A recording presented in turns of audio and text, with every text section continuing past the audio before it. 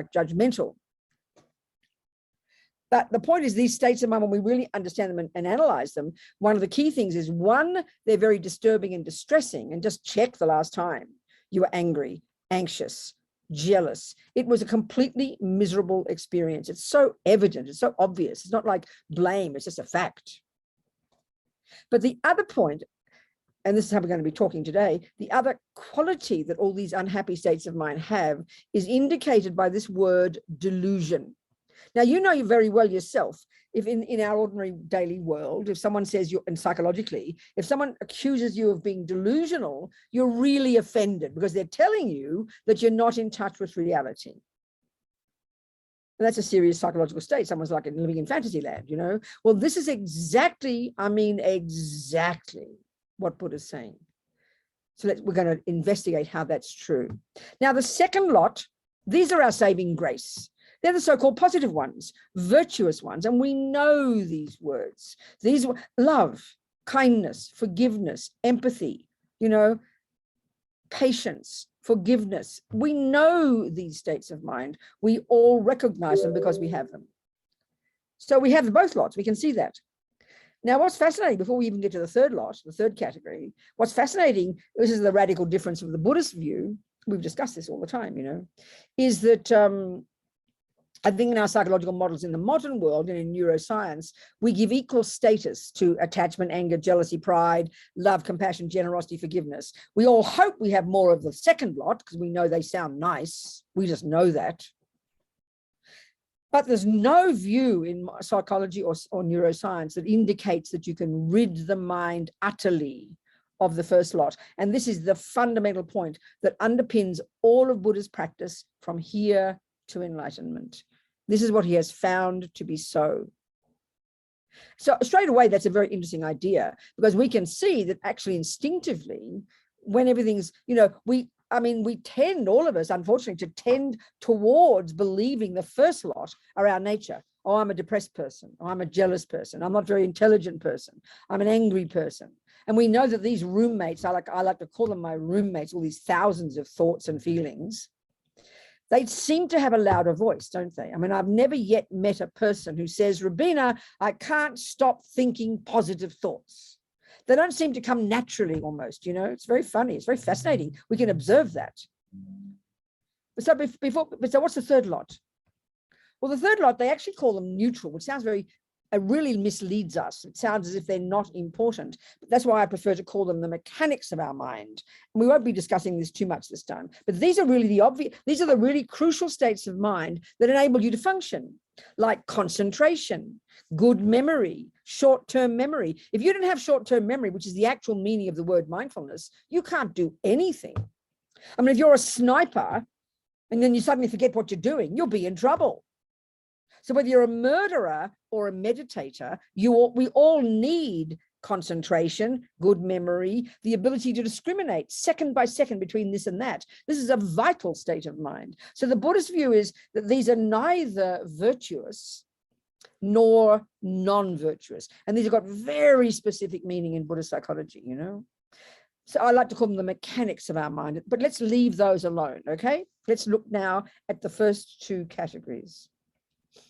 So we can look at pairs like we're just going to do here, and we're going to really look at the difference, you know, first theoretically, and then we begin slowly to recognize. So let's say, you know, who's Christian? My boyfriend today is Christian, let's say. So let's say I tell you I love Christian. So we usually, when we say it like that, you mean, Robina, you're in love with Christian? Yes. So now this is where these two come perfectly together.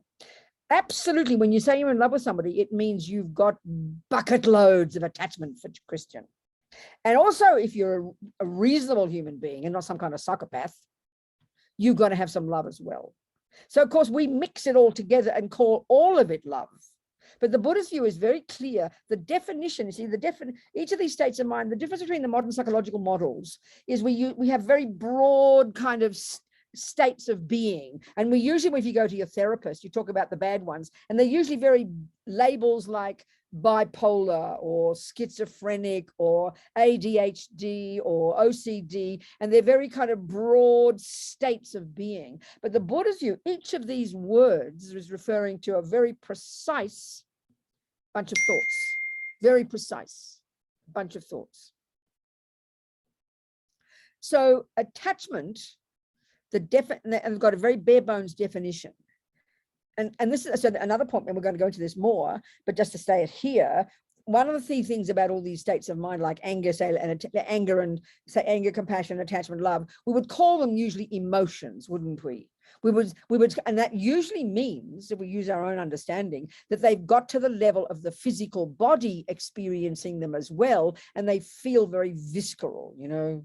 Like when you say intelligence, you don't think of it as an emotion. Your body's not involved. When you say love, it's like it's an emotion. So there's no real word for emotion actually in Buddhist psychology.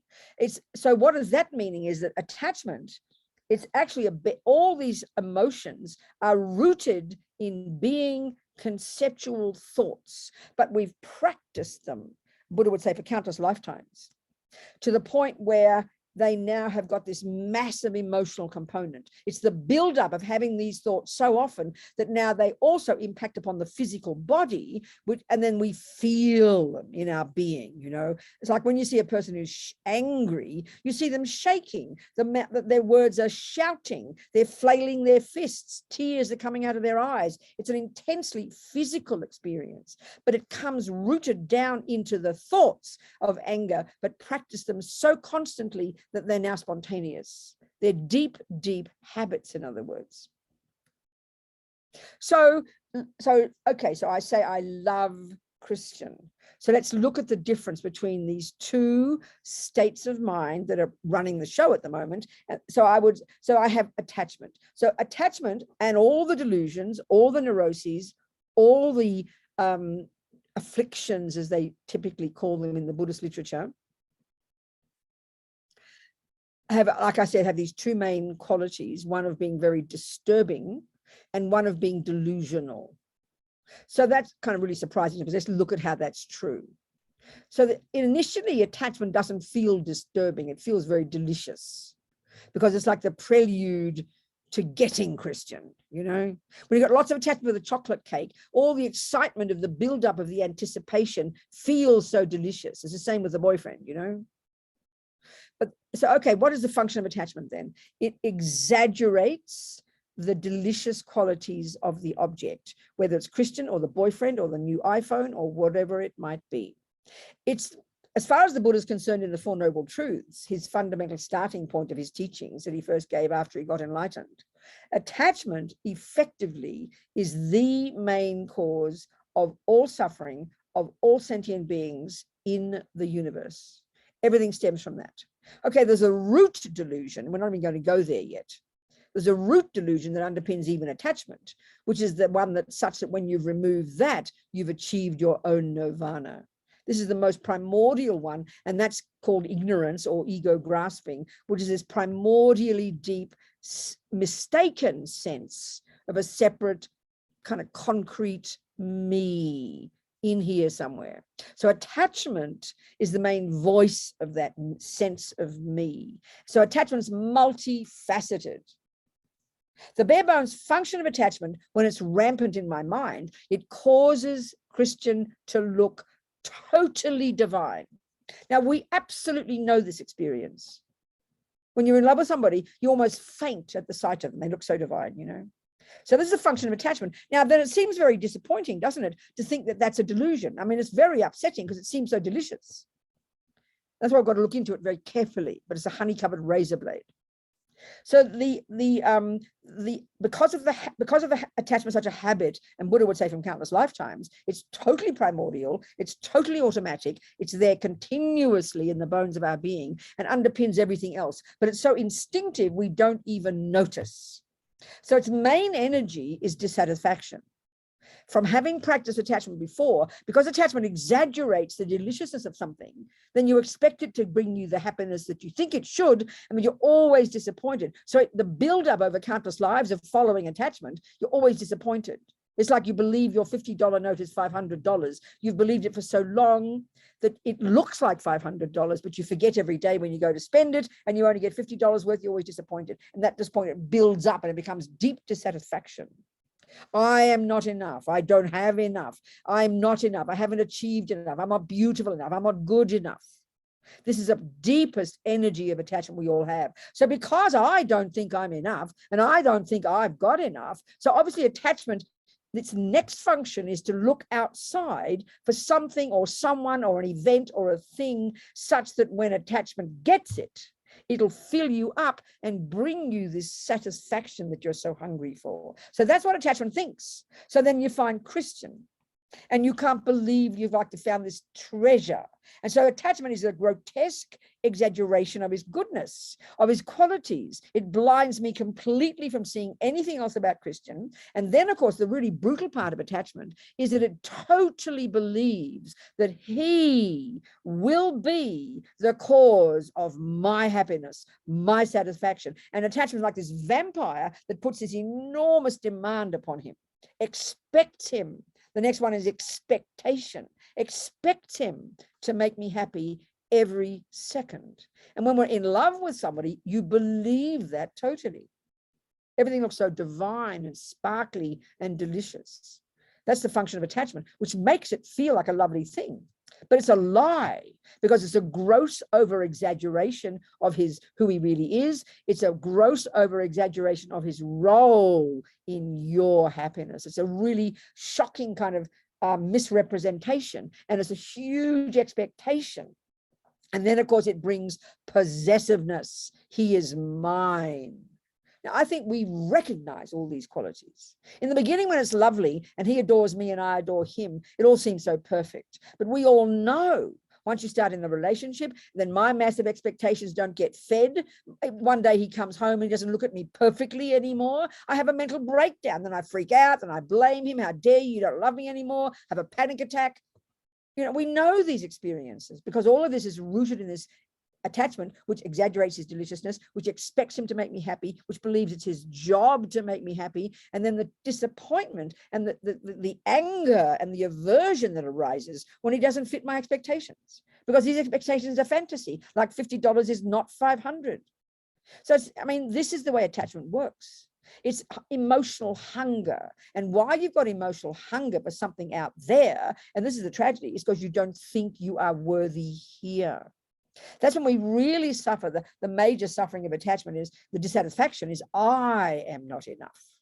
I don't have enough is the obvious one, but I am not enough. So we assume that when I've got another person, then that'll fill me up and make me whole.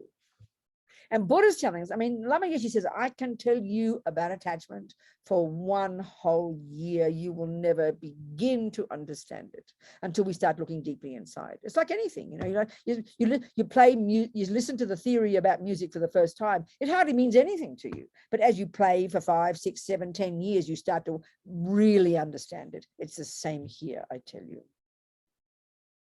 So that's attachment. Now, this is an interesting point. If I had mainly attachment for Christian and I didn't have much love, so what's love? Love is in the positive heading. It is an altruistic state of mind. It's connected to others. All the delusions are isolated. They're all I-based. They're all fear-based. They're all neurotic. They're all self-centered. It's hard to hear this. So if I don't have much love, so what's love? The definition of love is a delight in Christian's happiness. May Christian be happy. And when he's happy, I'm happy for Christian. What can I do to make Christian happy? That's love. Compassion is may he not suffer. And then there's generosity and patience and forgiveness, all the positive qualities. Now, if I don't have much of that, I will be what the world calls a psychopath. This is really what it is. I will be completely psychotic. I will look like I'm a nice person, but I will eat him up for breakfast and spit out the bones, Attachment is brutal, actually. But this is the irony. Because we have got good qualities, we have access to love and compassion. They are our saving grace. They are actually our human qualities. That's really the Buddha's view of what a human being is. A human being, by definition, is a virtuous, kind, ethical, compassionate person. They're the human qualities. But we've got attachment and anger, so we assume they're human qualities as well. Well, not really, Buddha says. They're like the qualities of a deeply suffering, demented person. And they're the ones that destroy our good qualities. And if I've got more attachment than love, I guarantee our relationship will become a nightmare. It is logical. Because every time my expectations aren't met, because when you've got attachment, you feel very fragile. The more you've got attachment, the more dissatisfied you are. So the more fragile you are, the more hungry you are for Christian to do exactly what you think he should do to make me feel good. But the tragedy, no matter what he does, it'll never be enough.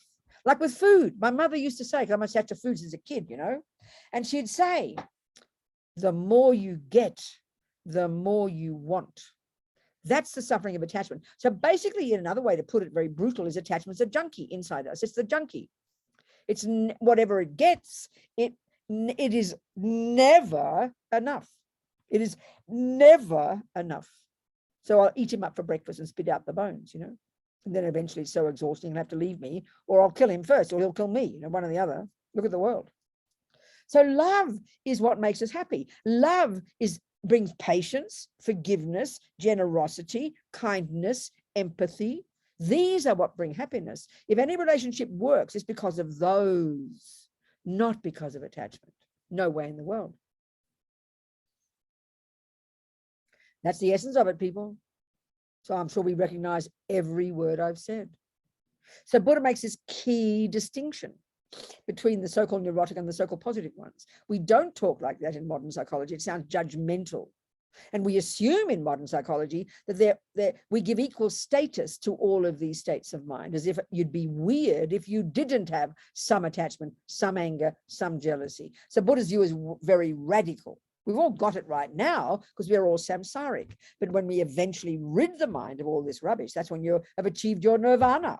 You're an amazing being by then. This is what Buddha has found. So it's quite radical, and it's quite shocking to hear that you can utterly get rid of attachment or anger or jealousy. It seems almost insane to say that. I think all the views in modern psychology are based upon the assumption that a normal person has a little bit of all of this, you know. And indeed it is normal, but we think it'd be abnormal if you didn't have them. So there's no psychology that gives you methodology to rid the mind utterly of them. Yes, to lessen them, because we can see reasonably, Buddha doesn't have to make this up, that we'd be a better human being if we can be more patient and kind and forgiving and compromising. It's pretty clear, you know. So, I mean, that's the essence of it, people. So I think you need to ask me questions now. Let's look into it. Let's discuss it. Let's unpack it. Yes, Greg. Thank you for your teachings, Venerable Robina. Okay. I was thinking about attachment, and it doesn't seem to be enough to simply realize that it's an exaggeration, because I've gone through these things where I know buying one more thing won't make me happy. Like, I've seen this in my life over and over again.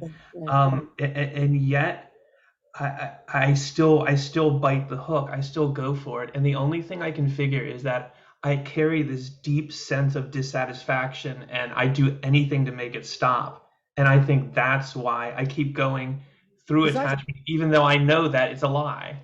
But that's right. But that's right. That's right. And why there's this terrible disconnect between knowing it theoretically, which is a really good start, Greg, and experiencing it is simply because it takes time. It's really just like, you know, the theories of music really well, and you can even write it all down, but you really struggle to play it yet. So we've got to be very humble and very patient with ourselves and know the first step is knowing the theory. Then you can use that as the basis for identifying, and then just keep practicing. It just takes practice. I mean, you almost don't give up attachment until you realize emptiness, because it's so primordial at so many levels. And we'll discuss this as well.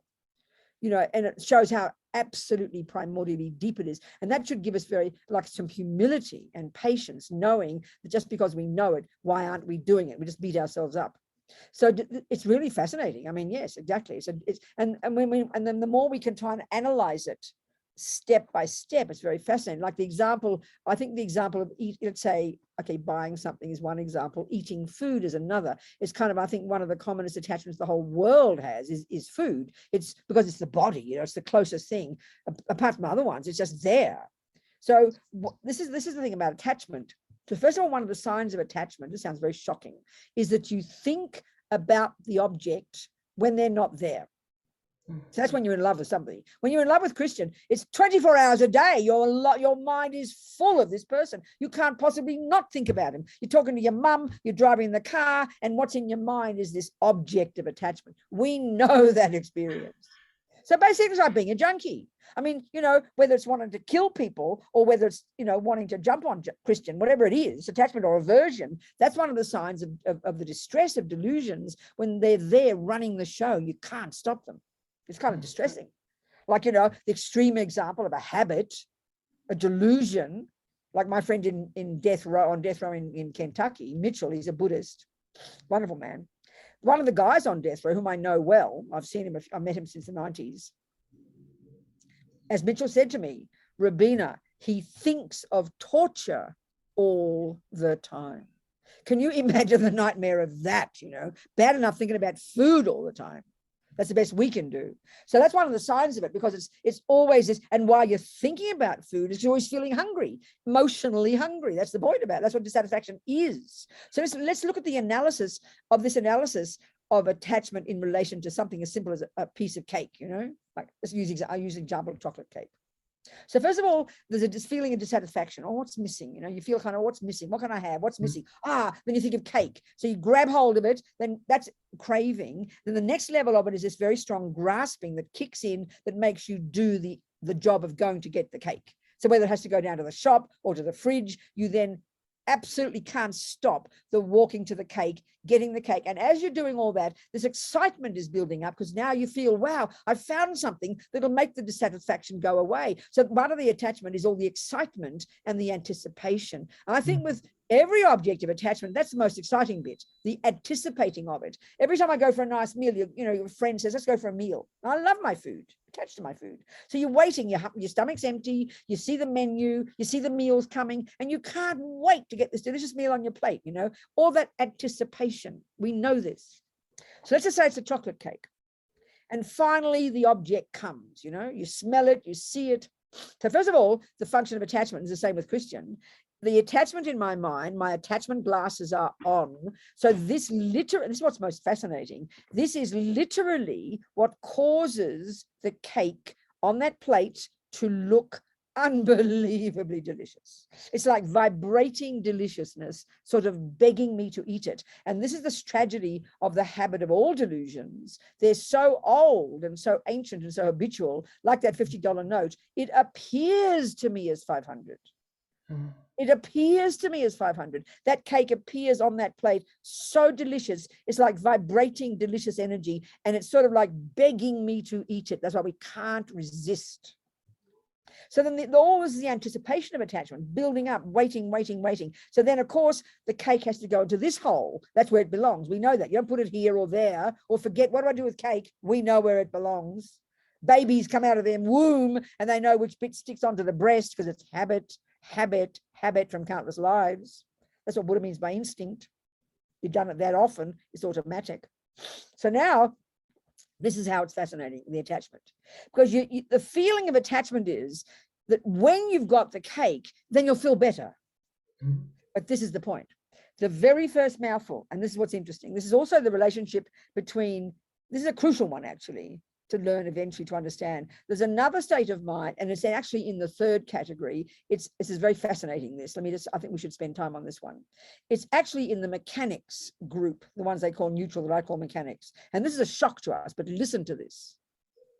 It's called feeling, not the way we think of as emotion. And in Buddhist psychology, there's only 3 kinds of feeling. The one is called a pleasant feeling, which is a simple term used to refer to happy feeling, or in fact, happiness. Now, our problem is we're so convinced the cake is the cause of happy feelings, and we're even convinced that the cake itself is almost the happiness. So that but this is a total mistake. So feeling is simply pleasant feeling, or you have unpleasant feeling, or you have neutral feeling. Well, let's forget the neutral, please. We have pleasant feelings or unpleasant feelings. Now listen to this. They are words used to refer to, another word used for these is happiness. unhappiness or suffering. So when we use those words, we almost, like I said before, we believe they're the external thing. When Christian's miserable, I say, oh, sweetheart, what happened? Tell me about your suffering. And he will tell me the mean thing that his boss said today.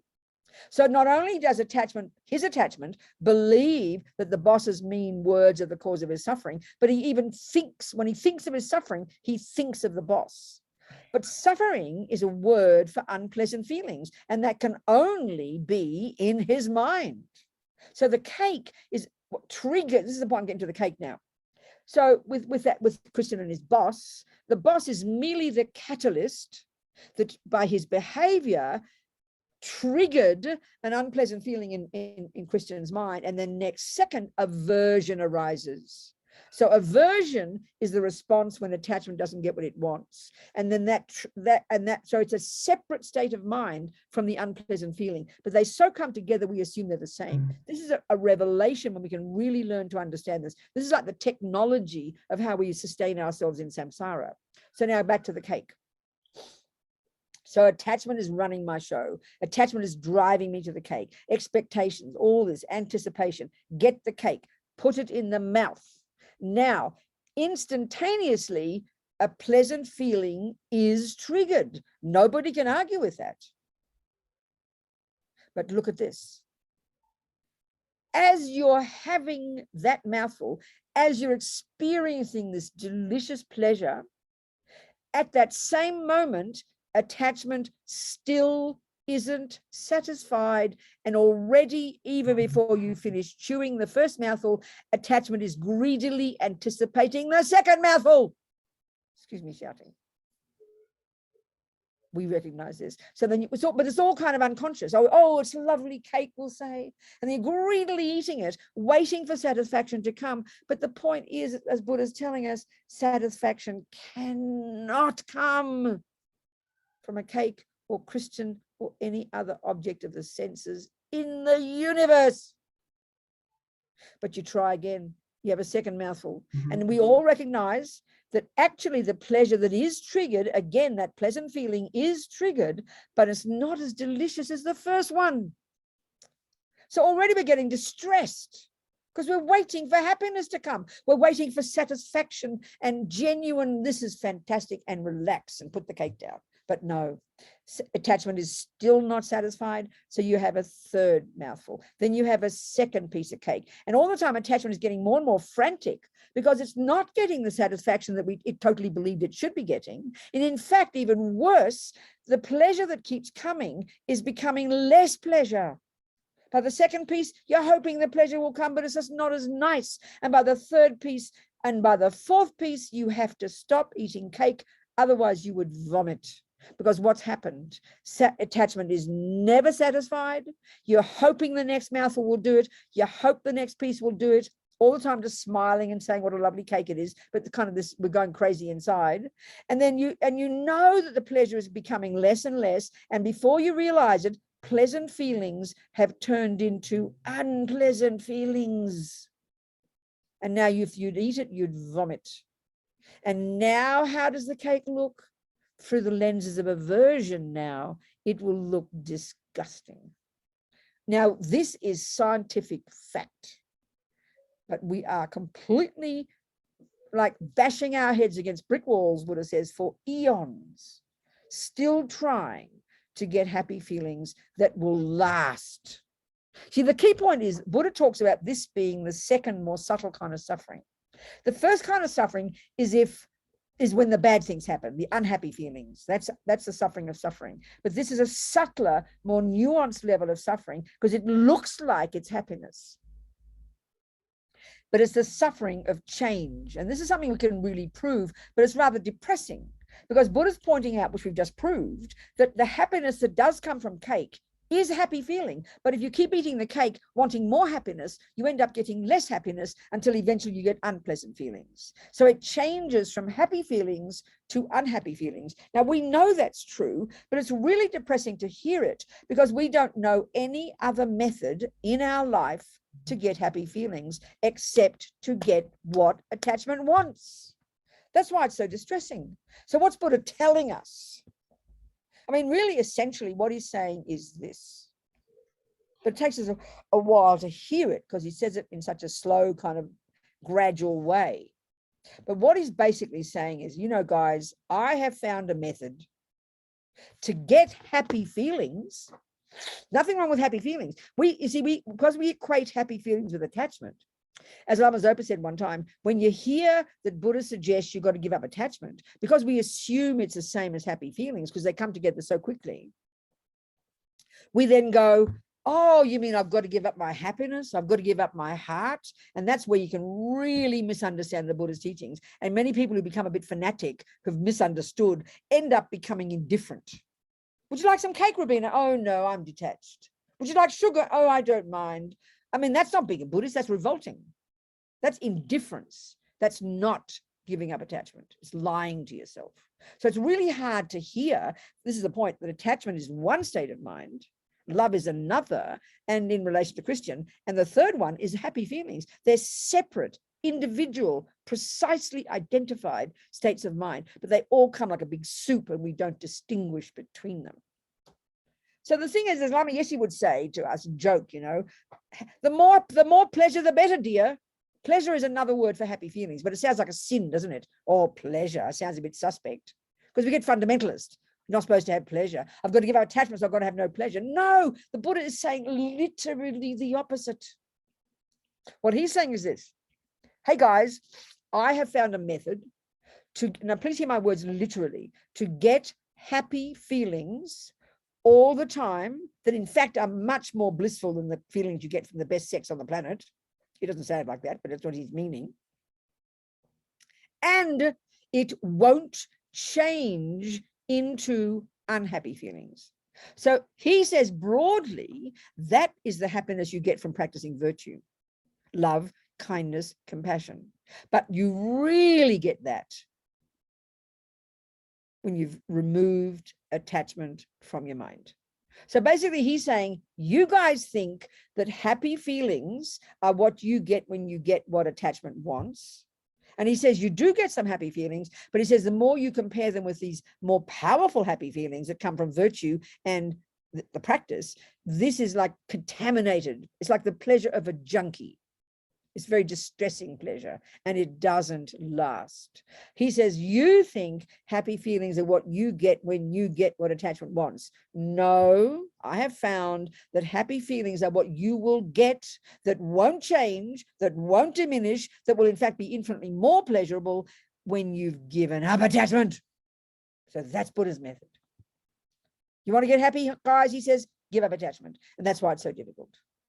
So once you understand the logic of this, and we're prepared to practice slowly, you know. Now, of course, when you get onto the Mahayana path, Greg, that's where you can be more skillful and you can transform the attachment. You can transform the pleasure. It's very skillful. It gives us a method, you know, and that's what's marvelous. But the fundamental part we've got to remember first, get it really clear, basically. So, you know, in relation to Greg, you've got attachment, not Greg. I'm talking about Christian. Sorry, Christian, my boyfriend. I haven't thrown you out yet. I've got attachment for Christian, which is the driving force that gets us to be close. Then along, and this is also interesting too, what along comes also love, because I've got some love inside me. I've got some virtues, but this is where it gets so tricky. When you do the compassion wing and you learn to cultivate, first of all, as a prelude to getting, you know, love and compassion and bodhicitta, the first thing you try to cultivate is equanimity. And equanimity is this fundamental, heartfelt recognition that friends, enemies, and strangers are the same as each other in their wish to be happy. There's something very simple about that. But the point is this one. At the moment, with ego, we do have love and compassion. But who for? Only for the friends, for the beloveds, for the ones who do what my attachment wants. So it's very self-centered. We should be embarrassed to admit it. But that's the only way we know about attachment and love. Well, of course, we have enormous love for our children, our beloveds, our mummy, or our partner, whoever, but it's driven by attachment. It's as Lama Zopa says, it's not stable. As we'd say, it's got strings attached. So as long as, and this is where it sounds so brutal, as long as Christian fulfills my attachment's needs, then I am prepared to want him to be happy. I'm prepared to love him, to want him not to suffer, to have compassion. It's easy to love the person you're attached to. And the only person we are attached to is the person we love. And the only one we love is the person we're attached to. So we assume they're the same thing, but they're completely different. And of course, the person, when Christian stops doing what my attachment wants, you know, then I'll have aversion for him. He'll go into the enemy category. And what's an enemy? A friend is a person who does what my attachment wants. An enemy is a person who proactively doesn't do what my attachment wants. So then I will hate him, be angry with him, and I'll chuck him out. Or he'll chuck me out, one or the other. And now he joins the enemy category, and my love and compassion turn off like a tap. We know this. And the third category, which is 99.999% of the universe, they're called strangers. And who are they? They neither harm us nor help us. And what's the consequence of that? I couldn't care less about them. This really shows we should be embarrassed by how self-centered we are, but this is the universe, and we take it for granted. Monkeys do it, ants do it, dogs do it. This is a universal view of the universe. We've got the three poisons, and we divide all the beings in the universe into the friends who do what I want, the enemies who don't do what I want, and the third category, which is 99%, who do neither. So we adore the first lot, can't stand the second lot, and couldn't care less about the third lot. I mean, it's very brutal, actually, and we can see it's true because we take it for granted, you know. So the first level of practice, which is the wisdom, which is what we're discussing here, is learning to dig deep into the mind, drill down and get to identify the attachment and identify the love. And then, of course, you practice growing the love, patience, forgiveness, compassion, and lessening the hunger, the emotional hunger, lessening the attachment, lessening the anger, lessening the jealousy. Because if I'm going to have a relationship, you might as well make a decent one, isn't it? And that's the method. That's the method. And that's the method for you to get happy. And it's the method for making him happy. I mean, it's just reasonable, you know, but it's a tricky, tricky one. So any other questions, dearest people? Any other questions? Where's my hot water? I need a drink. Hang on. While you get your questions sorted, I'll get my drink.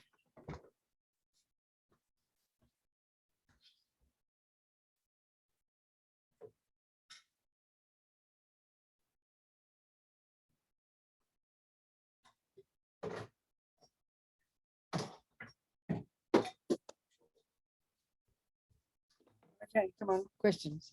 I have a question, Robina.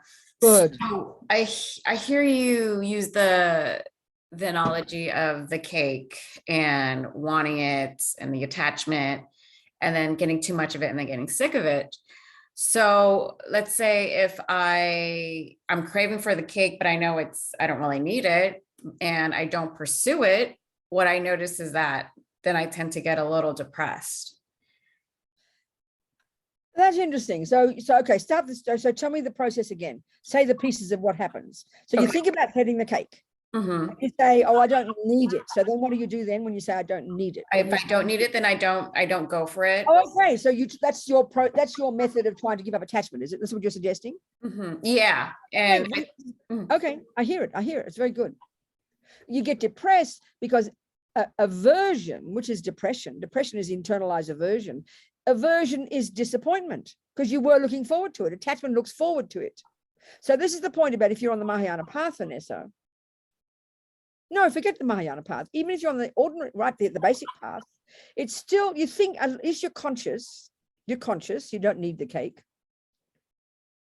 And then you think, well, you know, I'll have a little break. I'm going to have the cake. And then you use it as an experiment to enjoy the cake, to differentiate between the pleasure and the attachment, not believe in the attachment story, nevertheless have the enjoyment, and not get too excited. So then, you know, nothing wrong with that. Don't have to sort of starve yourself. Don't have to be you can be strict, but you don't have to be.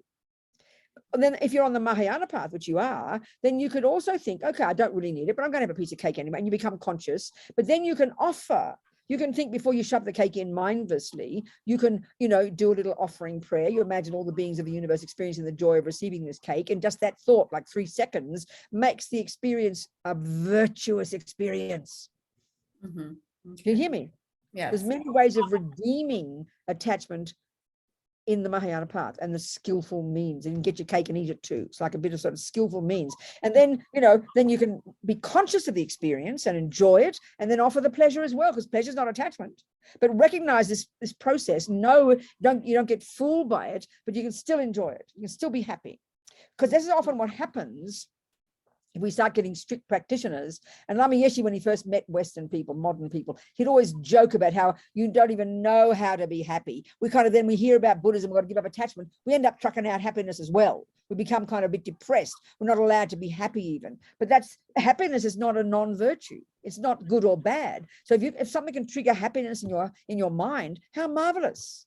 But see and understand the process though. So it's good to have a happy feeling. Nothing wrong with happy feelings. But don't be fooled that the cake caused it. It just triggered it. You get my point here? Yes. Yeah, well, right. You would if you sort of, whereas if you do it, but you can discipline yourself. Like if you take the 8 Mahayana precepts one day, you can't have the cake. But then you rejoice that you're practicing discipline. You rejoice. And then the rejoicing is a positive thought. And then you won't get depressed. So even then, if you say, I don't need it, don't be depressed about it. Delight that you're being virtuous. Delight that you're practicing discipline. Be happy with yourself. Say a positive thought about yourself. That brings a happy feeling. So have a happy feeling, but from a virtuous thought, not just having a feeling of loss. Do you understand me, Vanessa? Okay. That's really important. That's a good point. Thank you. Who else, people? Anybody else? Rabina, I have a question. It's along the same lines. Yes, hello, darling. Happy to see you. It's nice to see you as well. It's along the same lines. So I am definitely a pleasure junkie. And with the cake, I do think it's amazing, and I do devour it with great pleasure. I don't think it's going to last or give me lasting happiness. It's cake or a new lover, whatever. Yeah. But I know it's not going to last, and it's the fact Yeah. that it's not going to last that also makes it so delicious. If it's a person or a piece of food, whatever. You learn to make the most of it because you know it's impermanent. That's good. That's Right. intelligent. So is that That's great. skillful, or is That's a that good just a use. way to No, justify my? that's intelligent. That's being skillful and wise. So don't chuck the baby out of the bathwater. You know, what Vanessa said is good. She's disciplining herself, but you can also be skillful and have the cake and have the pleasure and delight. It's okay to be that way. It's perfectly fine to be that way.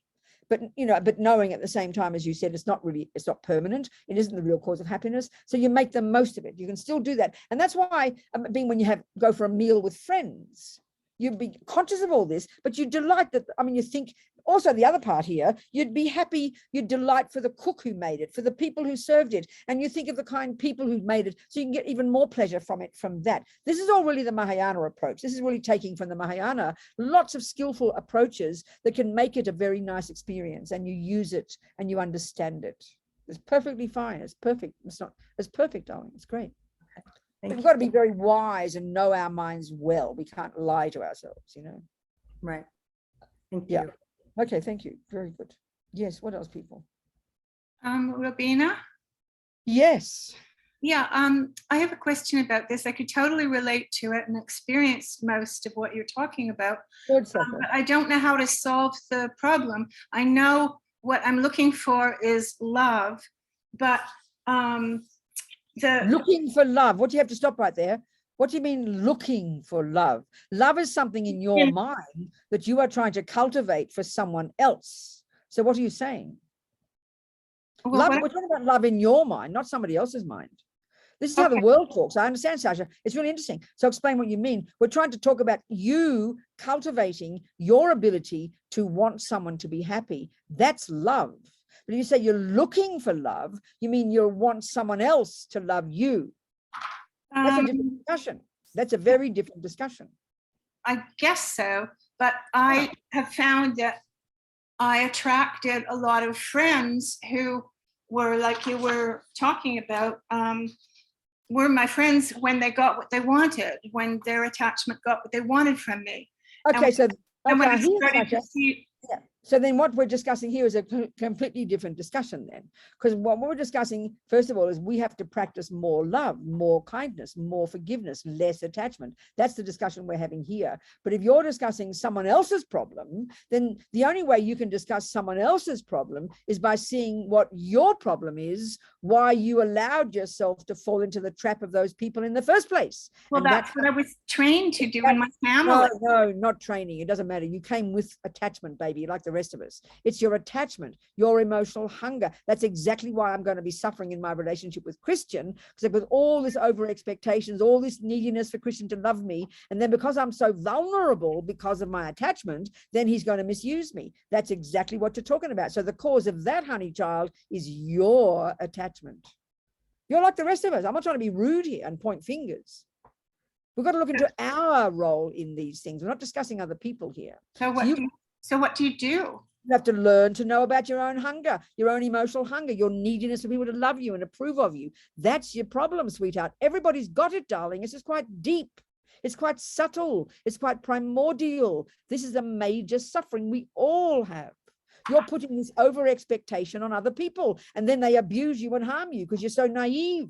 This is everybody's problem, darling. This is the point we're discussing. Exactly.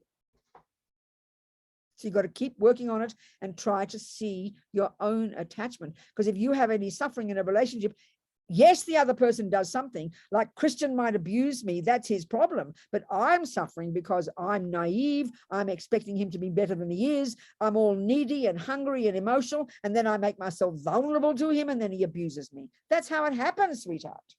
Attachment is the voice of a victim, Sasha. Join the universe, darling. We are all like this. So keep thinking, keep analyzing, keep reading the teachings, and keep looking at your own mind, darling girl. This is practice, Sasha. I see the cause, but I don't see the solution. No, when you know the cause, you know the solution. So keep looking, darling. Keep looking. You're doing beautifully. You are practicing. You're doing your best. We have to learn from our experiences every time. Get the theories right, and then slowly learn. Understand the nature of attachment. Understand the suffering it causes us. It's a slow process, Sasha, darling. Keep moving, sweetheart. Okay, thanks. Good, darling. Thank you. It's a really good point that Sasha brought up. This is the point. This is the problem. That's the thing. Attachment isn't just to feel guilty about it. It causes us pain, you know. Yes, Layla. Hello, sweetheart. Thank you, Venerable. Hi. Can you talk a little bit more about the difference between attachment versus love versus detachment? I'm still having a hard time. Yeah, good point. Good point. Okay. Go on. Still have a hard time, what? Well, I love my husband, but I'm also attached to him behaving in certain ways. Of course you are. And so, It happens when you live with people. I know that. Oh my God. Okay, darling. So if I'm dropping attachment, I'm not detached from him. Okay. Right? It's there's levels and levels, Layla. So listen, let's just think the attachment you're talking about here is attachment to him doing what you think he should do in this relationship. Is that correct? That's very common in relationships. I know it with mothers, with children, with husbands and wives. I know it's a very difficult one. So, okay. So, but let's just forget that one for a second and just think of, what was I going to say? I had lost it. Suddenly it went out of my mind. So, okay, let's just say the simple example, if you're attached to alcohol, let's just say it's an extreme attachment. And it could very well be if you're, when we talk about control freak, that's another word for a person who's very attached to everything being the way they want. You get my point here? So that could be your example, but we'll just use a simple one of an object of the senses like alcohol. So it's obvious your job is to give up the object. That's total detachment. That is absolutely necessary first step. You must give up the object. Are you hearing my point?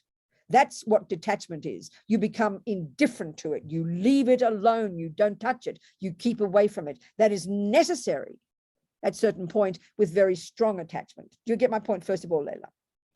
Yes. Now, I do. in the way you're talking, which is typical in relationships, there's often, and usually it's the male-female thing, isn't it? The girls do all the work and that kind of thing, housework and all that business, whatever it is, I don't care, it doesn't matter. So this is where it's really powerful in a relationship. So of course, there's two things. It might be completely reasonable objectively what you're expecting of the husband. Reasonable expectations are the basis of a good relationship. It's not all attachment. I mean, if I'm going to live with Christian, I've got to check that he's a valid guy, that he's not going to rape me every day. I've got to have reasonable expectations that we're going to kind of meet each other and learn to grow together. There's nothing wrong with that if you're realistic about it. So there's nothing wrong with having expectations, reasonable ones, of how you live together in your house. Now, this is the point, honey. if you've already got this decision made that he is your husband and you do live with him, you've made a decision that this is your life, if this is your decision. So now it's fine to want him to do more things, but what if he doesn't? This is the point now. What if he doesn't? You have precisely two choices, baby.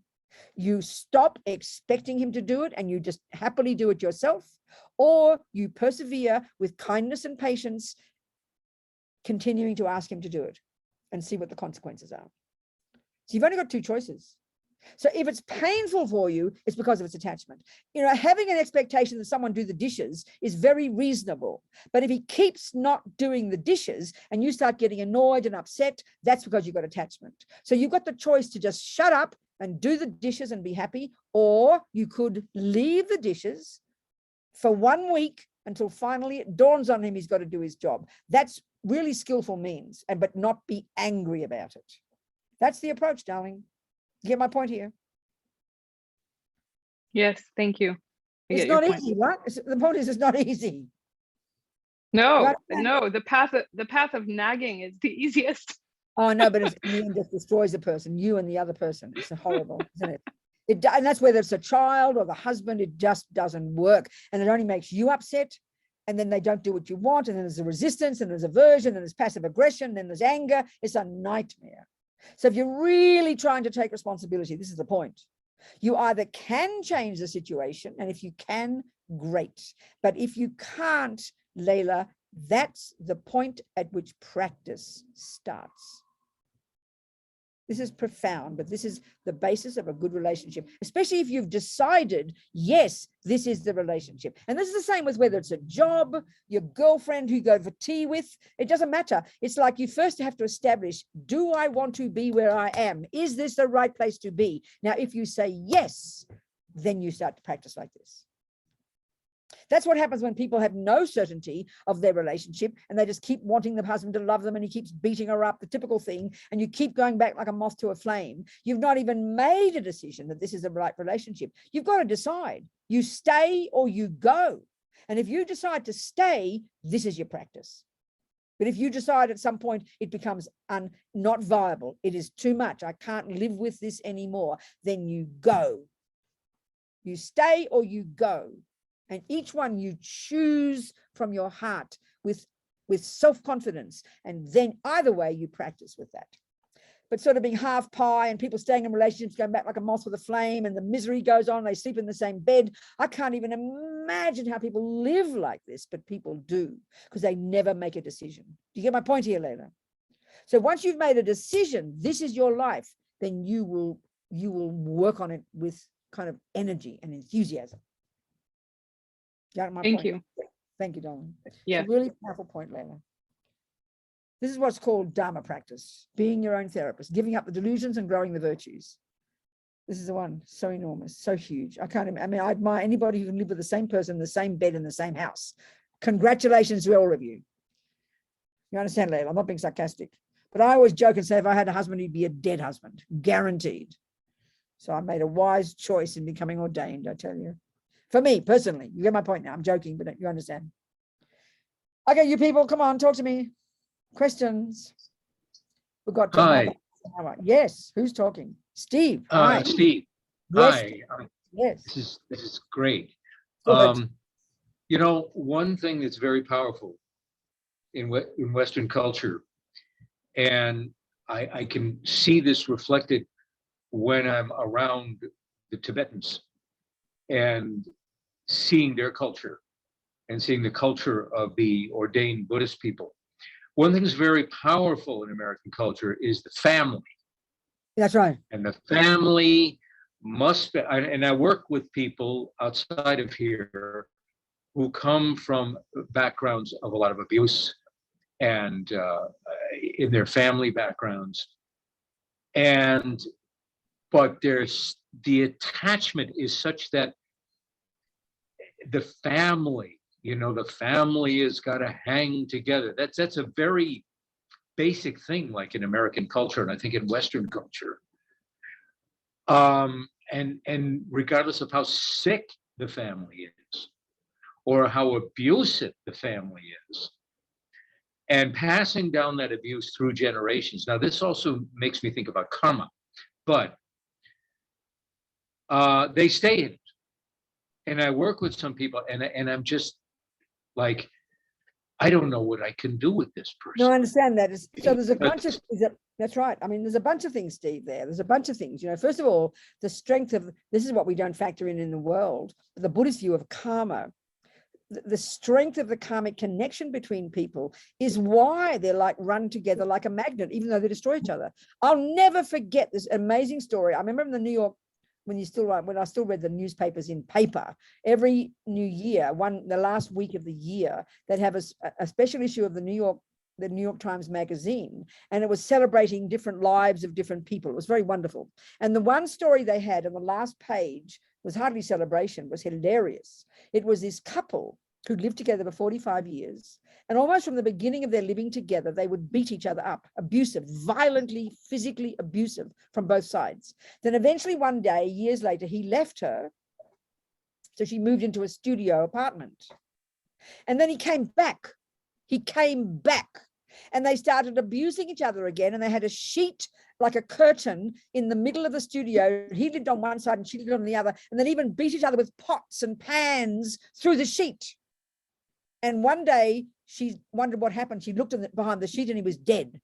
So what I'm saying is that sounds so bizarre when you see and this blows my mind too, when you see people who are abusing each other or being abused one way together like magnets. This is, first of all, you can look at it psychologically about attachment and aversion and hopelessness and no authenticity and no self-confidence and no awareness of your mind, but also it's the karma between people that it all makes it inexplicable when you've got strong karma with people. Even a person in an abusive relationship, the husband, let's say, for example, the husband is not locking her in. She could technically walk out any day. But when you're so imprisoned and so victimized and so full of attachment, and the karma is so strong between you, the intense history is so strong between you, it's literally like you are in prison. So this is why you can't explain these things without understanding the strength of the past karma. That's really the powerful point. So yes, it's beyond belief, the nightmare. Even people in a mild abusive, I mean, there's one friend I know whose mother was the mother and father are living together still after 40 years. And 35 years ago, he cheated on her briefly and she has never forgiven him, but she never says it. It's passive aggression. She lives in the same bed with him, with her back to him for 35 years. This is the nightmare of karma together, but attachment, resentment, bitterness, but really, like I'm saying to Layla, no sense of empowerment, no sense of responsibility. And that's what you're talking about, isn't it? This is what you're talking about, isn't it? Yeah. And, you know, I was working with one woman who for so many years carried the message in her head in her marriages that, well, if you don't abuse me, I don't feel like you love me. Oh, really? It was really twisted, but she was getting. That's right. No, that's right. So to understand as a Buddhist, you've got to understand karma, and you have to understand attachment and the hopelessness of attachment, the victim of attachment, and then the suffering of aversion, because that's the analysis in Buddhism, isn't it? That's all we can do. I mean, it's tragic. I agree. That's the suffering of the world, isn't it? Mm-hmm. Mm-hmm. Yep. Thank you, Steve. Oh, thank you. There's no question from that. We're just discussion, right? It was discussion, wasn't it? There's no question from that. Yeah. And I think also, you know, I think too, it's very interesting in our culture, Christian culture, it's very strongly ingrained that you're not supposed to divorce. Somehow you're a failure. You're a failure if your relationship doesn't work. But that's from the Buddhist point. I remember Lama Zopa laughing one time. He said, that's ridiculous. If the karma's finished, you go. But we have this strong thing you're not allowed to leave. That's very deep in our bones, I think. And it's like a pride almost. I'm a failure. I'm a failure if I leave. So we'd rather keep the face. And even I remember hearing Oprah Winfrey talk about one time when she talked to women in these hopeless relationships. She said what shocked her most was the number of women who said, well, what I've got is better than having nothing. That's a big one as well. The fear of being alone. You put up with garbage better than having nothing is the point. And that, I mean, this shows the hopelessness of attachment, which is the victim mentality. I am nothing. That's what attachment really is saying, that I am nothing. But if I've got somebody, at least it looks like I must be somebody. It's quite schizophrenic, really. But this is attachment, Steve. This is a suffering of attachment. When we give up attachment, you become your own person. You become brave. You become self-confident. You become courageous. You don't put up with rubbish. You become a powerful person when you've given up attachment. This is what we don't kind of realize, you know. This is suffering of attachment, Steve. It's primordially deep, way more than the word conveys, you know. Do you understand, Steve? Well, it also, I think, you know, through the years of my practice, my life has become a lot more simple. There you go. I don't have a whole lot of material stuff. That's right. There you go. I don't need it. You know, I don't need a new car every year, and I don't need a new, bigger house, and I don't need any of that, right? Well, in other words, we become more. But people look at me sometimes and they say, like, "Well, what's the matter with you, man? Why don't you do?" Right. You know, so, Exactly. so I gotta keep practicing. That's it, Steve. Exactly. Well done. Yes, Lorna, talk to me, darling. Hi, Robina. So how do you know the difference between knowing your karma's over with this person and it's time to move on, or you're not getting what your attachment wants? I understand it's very hard. Lorna, it's very tricky. And the only answer is the more you know your mind, the more you practice, the more wise you will become. It really is quite subtle, and it really takes time to see the mind and have confidence, you know. But also, I'm not trying to be perfect. Yeah. Do you understand? I'm not trying to be perfect. To Right. make a decision, this is time to go from this job. And then you look back and thought, maybe I could have stayed longer. It's okay. Learn from yourself. Learn from your experience. Keep moving forward, you know. But the thing is, I think the fear, this is the thing about all delusions. This is what's fascinating. Fear is the nature of all the delusions. This is very fascinating. The virtues, when we really practice more virtue, you literally become less fearful. This is very curious. If you look at the Buddhist model of the mind, they describe all the different states of mind. Fear doesn't have its own status. It's the character, the flavor of all the delusions. It's very fascinating. And it's finally when you've realized emptiness, where you've cut the root of all delusions, that literally, the Lamas say, you literally give up fear. You become this fearless, confident, marvelous, joyful person. So fear is the character of all the delusions. But we say we have to see which delusion it is. Like some person won't leave a relationship because they're very proud. They don't want to be seen to be a failure. I mean, we've got to see our own mind very clearly what holds us back, you know. And it's very hard to see when the karma's over. It's very hard to see that. It seems a bit abstract to us. It's very hard to see that. I mean, it's very hard to see it. But I think if we're really working on our mind and really identifying attachment and aversion and the delusions and really practicing every day, we'll get some wisdom. That's the whole point. You get more wisdom, you get more clarity. And then we'll have more courage, Lorna. That's the point. We'll get more courage. You know, we'll get more courage. That's why they say, if you do everything you're doing, this is the Mahayana one, with the right motivation. As one Lama said it recently, it was very sweet. If you've got the right motivation, I want to do what's most beneficial. I want to do what is best for me, and I want to do what's best for the other person. I want to do what's most beneficial. Then you have that motivation. He said, wherever you get to, it'll always be the right place, even if it's the tough choices. So we've got to look at our fears. Some people are fearful of not having security. Some people are fearful about not having someone love them. Some people are fearful about what people think. We've got to know our mind well and see what's holding us back, you know? Right. Okay, Isn't so it? motivation is a key. That's it, darling. Motivation is huge. It'll drive you to make the right decisions, even the tough choices, like we've talked, you know. Who else, darlings? Any other questions, people? Yes, Carol, sweetheart. Yes. Would you talk about, that was great about motivation, and discuss some of the other aspects of the Mahayana way to work on these particular things? Yeah, really the way Lama Zopa talks. You see, this is the thing about these different levels of practice. They're literally different levels of practice. So the very first level of practice is you control your body and speech. Don't even worry about your mind yet. And this is like, you know, this could be the example for Layla. Just shut your mouth. That's a really good start, Layla, by the way. The very first junior school entry level is shut the mouth. 90%, you mightn't beat your husband, but honey child, it's the mouth that does the danger. Then you work on your mind while you're on your own. But what happens, we blurt the words out and then you've done the damage. So this is 90% of the problems in relationships would stop if we could shut our bloody mouth. Excuse me being Australian. This is a powerful one, Layla, I tell you. That's junior school. Now once you've harnessed your body and speech, now, and that means living in vows and doing purification, controlling the speech, which is our main problem. We don't run around killing and raping too many people in this room, I'd say. Then you've got the luxury to start to look into your mind, to see, unpack and unravel the attachment, the love, the kindness, the patience, and all the blah, blah, blah. You know, we're talking.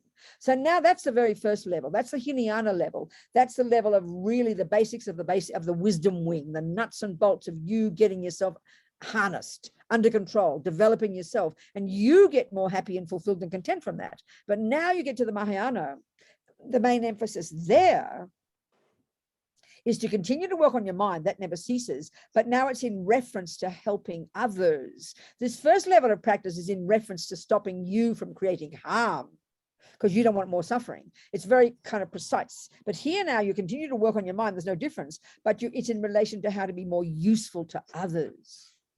So here, in all sorts of these techniques, it's more marvelous in in the first level of practice. When you look at the vows, there are 3 sets of vows in Buddhism. The first set of vows are related to this first level of practice, and there's no wiggle room. You just don't kill, don't steal, don't lie, don't badmouth, don't gossip. It's very strict, very precise. Once you've harnessed that energy, you're more capable now, and now you get to the Mahayana, and now the vows there are still don't this and don't that. But the main emphasis is on how to be of benefit to others, and the motivation is the key point here. It's more spacious. So for example, you know,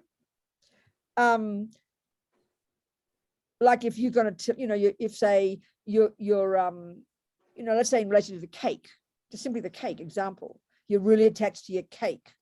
So you see your mind's out of control. You see your body and speech have no control. If the cake is there, you shove it in. So your first level of practice is leave your hand in your lap. Have 2 pieces and have some discipline. That's a brilliant practice. Now, the next one is you start to see the attachment that drives your hand to that cake. So you work on your mind. Now, the Mahayana level is that you then think, okay, I'm going to have the cake. That's fine. But now I'm going to offer it. So the first thing you do is you bless it and offer it. And you think of all the gurus and the Buddhas enjoying it. You see all the happy beings and the sentient beings in the universe enjoying it. Even 15 seconds of those positive, compassionate thoughts of imagining offering the cake to others. You can't even conceive of the powerful virtue that you create by that thoughts, and they change the character of that action you do of eating cake. You redeemed it. You made it a virtuous action. It's almost so easy. It seems almost like it's too easy, but everything is related here to the motivation. Do you hear my point, Carol? Yes, thank you. This is what I'm saying to Vanessa. She's practicing really nicely, controlling her body and speech. She sees she doesn't need it, but if she's going to have it anyway, you think, okay, I'm going to, and even you could add many practices to that. Another one is, you know, Vanessa could see it as having no inherent nature. She could think for 15 seconds about how it's got no inherent nature and how it's empty. That's even more powerful. Then you add bodhicitta and think, if I could, I would offer it to everybody in the universe. And then you think, I'm going to eat it so I can be happy and healthy, so I can help others. Then you happily eat the cake, and you've just created powerful virtue by those positive thoughts. This is the approach. You hear my point, Carol? Yes, that's really high level. When you get to we can start now, honey. We can. In a way, the first level is harder for us because we haven't got much discipline. So at least we add the bodhicitta component, we add the emptiness component, we add the, you know, we think of it's impermanent. Before we shove it in mindlessly, then you think it's empty, or you think I'm going to eat it for the sake of others. Be humble, be simple, have these thoughts. They are virtuous. They are counteracting the usual motivation, which is attachment. That's the whole point. And everything that our mind does changes the character of the action we do. And this is where you cultivate these positive thoughts. And that means you redeem the action because you're counteracting attachment. So one way of working with attachment is just don't have it. Like I said, if you're an alcoholic, you can't afford to have alcohol and offer it. You're not able to. It's impossible. You get my point here?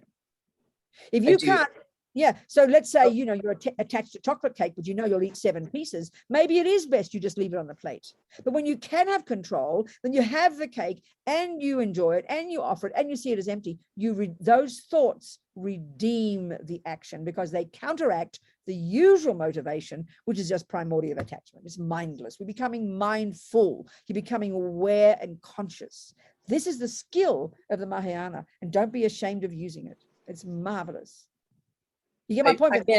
I meant that understanding that something doesn't have inherent Okay, nature. that's difficult. Yeah, but at least That's say the the part word. I meant At was least really you can say the difficult. words, but you can say the words, darling, and get the habit of it. So Vanessa, have your Thank cake you. and enjoy it, please. Okay, Vanessa. Then you have it. Then you can rejoice in your virtue. Okay. Good. Okay, doll. Okay, what else, people? We've got 15 minutes to go before we finish. Time goes so quickly. Who else is there? Any old points? Such good discussion. See, the real key is this clear ability to develop, to distinguish between the different thoughts. It's so precise in Buddhism.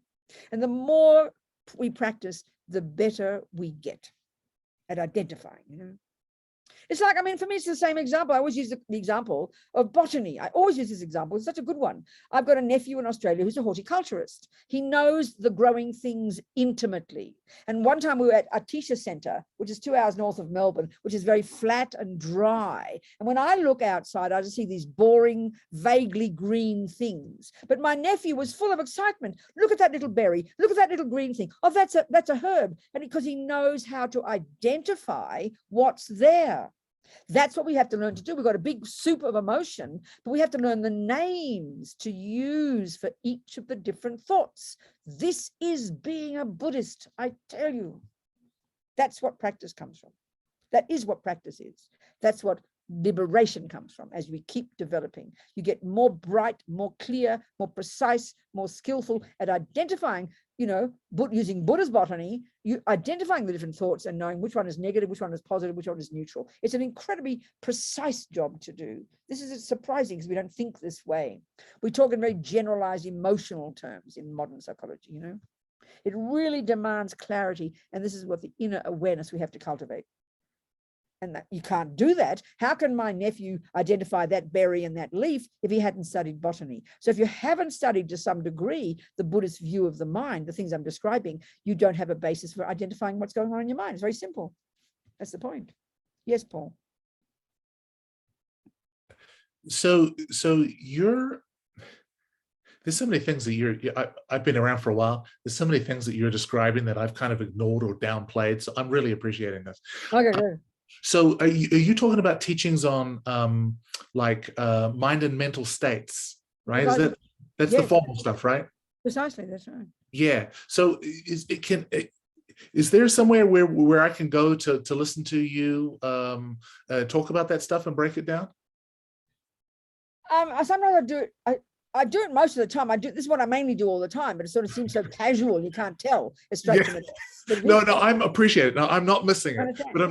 But there's levels, right? No, exactly. I mean, occasionally I will teach very strictly, sticking to the text and go through the different states. But mostly it's just talking like this from what I've learned myself and talking very kind of naturally and in an easygoing way. And it's mostly what I do. I mean, it's mostly what I do, Paul. I don't know what to say. Yeah, that's good. No, that's good. Apparently there are countless teachings on YouTube. I don't look, but somebody organizes it. So then maybe you can identify what the labels are and you might just find one that suits you. I just don't know what to say. Right. Now I'll look. It's straight from the text, honey. It is straight from the text, I tell you.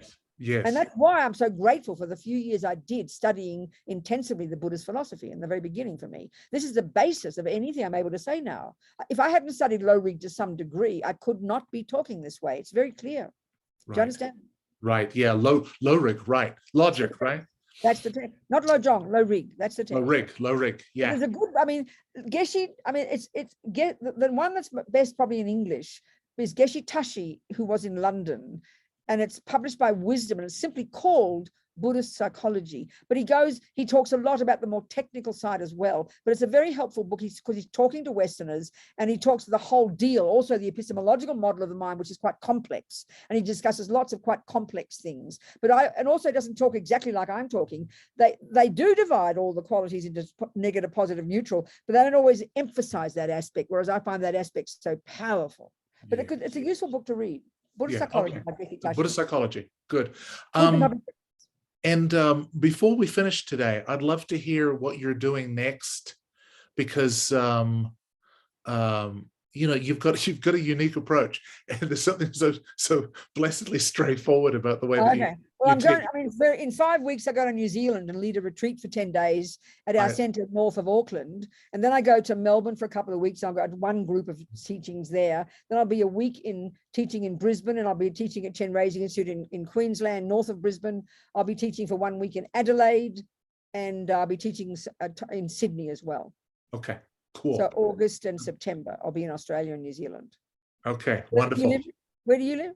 Well, I'm in Boulder, but I know Mahamudra Center, and I'll be teaching there. I'll be teaching on Lama Yeshe's book called Mahamudra, 10-day retreat. Okay, count me in. It'll be on Zoom, I think. It'll be on Zoom. Wonderful. I'll be there. Good. Okay, Paul. Thank you. Good. What else, folks? Time to go nearly. This is the thing about if you do study, the thing is when sometimes what happens though, when you do study it intellectual, it's so intellectual, so theoretical, that you can forget to apply it experientially. And that's when it's very depressing. When I meet sometimes some people, I'm not being rude, you know, I haven't done much study, but when you meet really good scholars, it's all intellectual. It's not touching the heart because it's intellectual. So you've got to put your money where your mouth is, you know. I don't remember much of what I studied in Low Rig, but this is the essence of it, Greg. Paul, this is the essence of it, you know. And all I can do is talk to the best I can from my own experience and trying to make it down to earth and natural, you know. But it's huge stuff, and it's really fascinating if you do study it. It's amazing, actually. It's so insightful, you know. It's really great. I'm a fan of Buddha, okay? Okay, people, what else? Come on, anybody else? Say something or we can finish early. It doesn't matter. Nothing there, Vanessa. No questions in the text, in the chat, darling. I have a question. Yeah, talk to me. So when you were describing the couple that were beating each other up. Oh, Linda, yes. I kept coming back. Okay, so that's how I was raised. So my parents did that, and they they were just like that all the time. So I had this weird thought when you were talking. Yes. And I was like, so obviously I carried some of those characteristics with me and then don't do them anymore. Sure. But what I'm wondering is, so am I carrying their karma? No, you're not. Okay. No, it's not like that, Linda. The way it works with the Buddhist view is very precisely, Linda came into this life with her tendencies, and for whatever reason, she had a strong karmic history with this mummy and this daddy. So you got born to those two parents, and due to your own past karma, you created the cause to be living in a war zone. Do you understand my point? So you don't carry their karma. You somehow have a karmic history with those two people, and due to some past karma of yours, first you got your own tendencies. They're yours, darling. You didn't get these from mummy and daddy, but you created some karma to have this kind of aggressive, violent environment in which you were brought up in. And you look like a fairly patient person, so it would have been quite terrifying for you, right? Yes.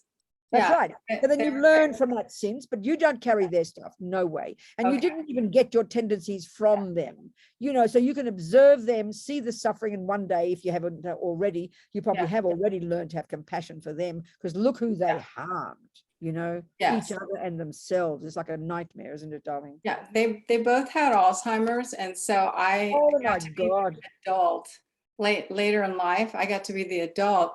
And I followed a lot of the bearing witness processes with them. And so I was able to completely forgive them as I was trying to help them. And this is amazing, Linda. It's so amazing you can do that. It's so special. And you can see that you're the beneficiary of that, right? It healed you, didn't it? Yeah, definitely. Amazing, darling. How wonderful. And your poor darling parents, you really helped them. So special. My God. Oh, my God. So I feel better. I was getting a little nervous. No, darling girl, you don't carry any of their stuff. No. Okay. We learn from each other, but you don't get it from them. You can't. It's like not like a disease that you can catch. Thank That's you. all right. I appreciate that. You're doing amazing, and I admire you. My God, because so many people just stay bitter and angry, don't they? Yeah, they do. It's so terrible. It doesn't help. No, it doesn't help at all. Of course not. What else, darling people? Anything? Anybody at all? Nothing. All right. Just one thing very quick. Oh, yes, Steve. So what we're talking about there with the previous lady was to talk about. Yeah. That behavior does not have to do with karma, and we don't get it from our parents. Sorry, what do you mean by that, Steve? But what do you when you see, Steve, what we'll are you telling me? that What do you mean it got nothing to do with karma? What do you mean by that?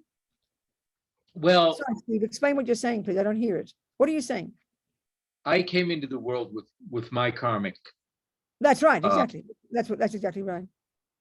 So there was, if there's abuse in my family, they seem to have inherited it from their parents, who passed it to them, who passed it to me, and I pass it to my children. This is a syndrome that I see a lot with people. So what are you saying here, Steve? I'm confused. Are you giving your view of something, or are you giving a Buddhist analysis of something? Because what you're saying isn't very Buddhist. So what are you saying?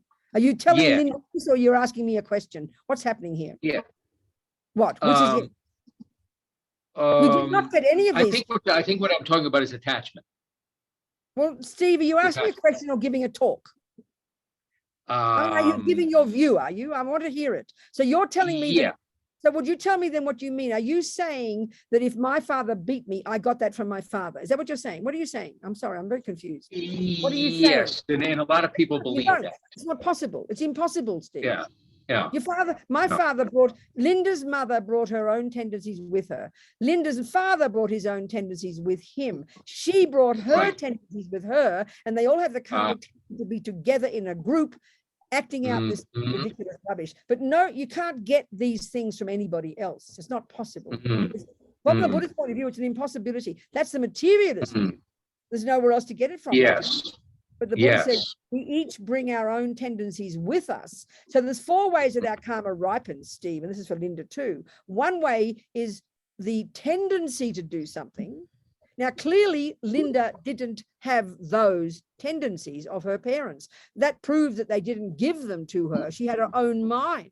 Now, the other way that karma ripens, and this is explaining Linda's experiences, it's literally called experiences similar to the cause. So that means the way she's seen and treated by others. So her being born into this violent environment, that's to do with Linda's negative karma, such that she gets abused and harmed and lives in this violent war zone. So there's 2 separate karmas. There's one, Linda's own tendencies, which are clearly not the same as her parents. And then the experiences similar to the cause, where she's born in an environment due to her own past actions where these things happen to her. So there's 2 separate tracks of karma there. That's the Buddhist analysis, Steve. So, you know, if you see these, so you see also children. That's why I think it's very interesting. I remember that Columbine shooting. It was like more than 20 years ago. But I remember reading the memoir. I read a review in the New York Times of the memoir of one of the mothers of these kids, you know, this nightmarish experience. And I remember it was like a nightmare for her. She just, the husband, the relationship broke up, the suffering, the abuse she got, the blame, because everybody has to blame somebody for these kind of things. And the only way we know to blame in the modern culture is to blame the parents. But, you know, even I remember that at the time, the person who was in whatever that city was where it was, I forget. They even dug up the brains of these 2 boys, trying to find the cause of why they were so crazy. So the first thing is people assume it's the family, but all they could find was these nice white Christian mummies and daddies. You could not find any evidence in the families for these crazy 2 boys. And that's why in the West, we're completely confused. The only way we know is to look at the parents. So then I remember reading soon after that about one little black kid whose daddy was in prison, whose mother was an alcoholic. So then they go, and then that fits us. That fits our model. Oh, now we know why he's like he is. But there's no logic to it. It's really the view of karma is radically different, you know. Linda's the proof, it seems to me, that she didn't get these from her parents, even if they abused her and shouted. She's got this peaceful nature. She's got this forgiving nature. She did not get that from her parents, that she brought that with her herself. That's the powerful point, Steve. Then we can have more responsibility. We can be more accountable and know that our mind is our own. Do you understand what I'm saying, Steve? That's the Buddhist view. I'm glad you pointed that out, because I think what I understood there is the difference between Western thinking, Western psychology, a lot of Western psychology stuff, and Buddhism. Yeah. Right, I understand. Thank you. The Buddhist one is quite, I mean, the Buddhist one implies karma, which of course doesn't fit with the materialist model because it's a weird idea. And that's why I think often if we just, the Western views are marvelous. There's so many wonderful ways to help. And like you're doing the same, you're helping people. But I think without factoring karma, which is what I said before, you really can't understand many relationships. There's no logic to them, you know. It's very fascinating. It's very fascinating, actually, I find very fascinating. I mean, when you see children who do abusive things, we don't like to think that in the West. We think it's got to be proved in the parents. That's why they dug up the brains of these two boys to try and find what the problem was. They could not find a cause. I remember the other one recently, even too. Remember that fellow who got several suitcases of guns, and he went to the hotel room and he killed all those people at that concert. Remember that guy in Las Vegas? Wasn't it? That's right. It was very fascinating. People said they looked at his computer, they looked at his history, his family. There was not a single shred of evidence. This is a slightly different story, sorry, slightly different point. There's not a shred of evidence of anything that indicated he could be this way.